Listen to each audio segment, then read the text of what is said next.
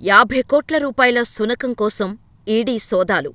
Wolf dog దొరికిందా? అసలు ఏం జరిగింది? వుల్ఫ్ డాగ్ వెనుక అసలు స్టోరీ ఇదే. ఇటీవల సోషల్ మీడియాలో ఓ కుక్క గురించి తెగ వైరలైంది. అదేనండి, 50 కోట్ల రూపాయల సునకం గురించి. ప్రపంచంలోనే ఇది అత్యంత కాస్ట్లీ డాగ్ అంటూ ప్రచారం సాగింది. ఈ కుక్క వుల్ఫ్. అదేనండి, తోడేలుకు, కాకేసియన్ షెపర్డ్ జాతుల సంకరంగా పుట్టిందే ఆ కుక్క. ఈ రకం కుక్క ప్రపంచంలోనే మొట్టమొదటిదని చెప్పుకున్నాం కూడా. అయితే ఇప్పుడు అంత ఖరీదైన కుక్క లేనేలేదని తెలుస్తోంది.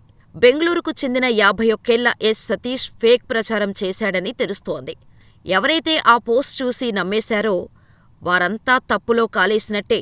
ఎందుకంటే 50 కోట్ల వుల్ఫ్ డాగ్ సతీష్ దగ్గర లేదట.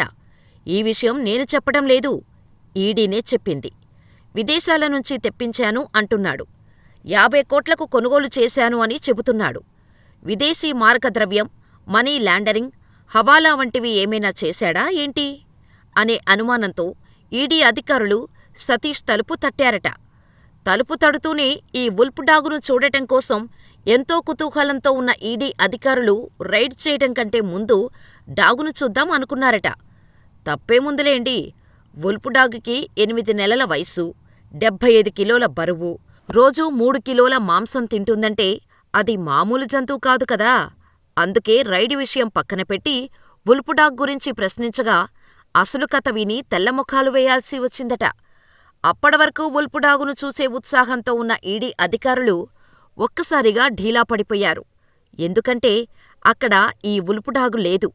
పైగా 50 కోట్ల స్థాయిలో విదేశీ కరెన్సీతో కొనుగోలు జరిగితే ఖచ్చితంగా ఎఫ్ఈఎంఏ పరంగా అనుమతులు, పత్రాలు ఉండాలి. కానీ ఈడీ అధికారులకు అక్కడ ఏ జంతువూ కనపడలేదు. ఎలాంటి పాస్పోర్టూ లేదు. ఎలాంటి దిగుమతి రికార్డులూ లేవు. సో మీకేమర్థమైంది? వుల్ఫ్ డాగు లేదు, ఏమీ లేదు. ఇదంతా కూడా ఒక పబ్లిసిటీ స్టంట్గానే కనిపిస్తోంది. లేదా ఈడీ వస్తుందని ఆ వుల్ఫ్ డాగును ఏ అటక మీద దాచాడో, లేక ఏఐ సహాయంతో ఫోటోలు క్రియేట్ చేసిన బాపతే అనుకుంటా. అయితే అత్యంత ఖరీదైన కుక్క జాతులను కలిగి ఉన్నాడని అందరినీ నమ్మించేందుకు సతీష్ వివిధ దేశీయ జాతి కుక్కలను అద్దెకు తీసుకున్నట్టు ఈడీ అధికారులు గుర్తించారు. ఖరీదైన పెంపుడు జంతువుల పేరిట ప్రజలను మోసం చేస్తున్నాడని తెలుసుకున్నారు. అయితే ఈ కుక్కల అమ్మకం ద్వారా సతీష్ మనీ లాండరింగుకు పాల్పడి ఉండొచ్చని అధికారులు అనుమానం వ్యక్తం చేస్తున్నారు.